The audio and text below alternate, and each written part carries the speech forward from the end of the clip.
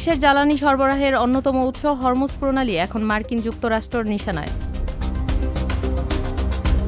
কৌশলগতভাবে নৌপথটি নিজেদের দখলে নেয়ার চিন্তাভাবনা করছে হোয়াইট হাউস।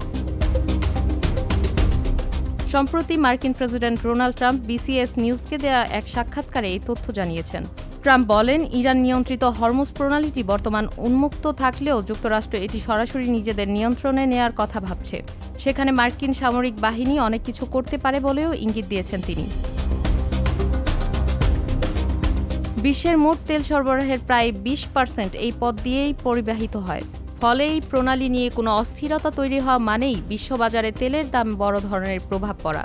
গত 10 দিন ধরে ইরান বনাম যুক্তরাষ্ট্র ইসরায়েলের যুদ্ধ চলার কারণে এই নৌপথ বাণিজ্যিক জাহাজ চলাচল প্রায় বন্ধ হয়ে আছে।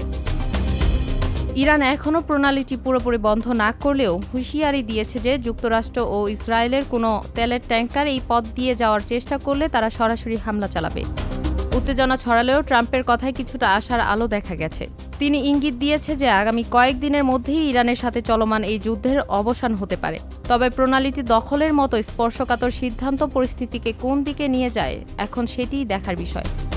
হরমুজ প্রণালীর অবস্থান পারস্য এবং ওমান উপসাগরের মাঝে। এটি বন্ধ হওয়া বা অন্য কোনো দেশের দখলে যাওয়ার অর্থ হল বিশ্বের অর্থনীতিতে বড় ধরনের ধসনামা।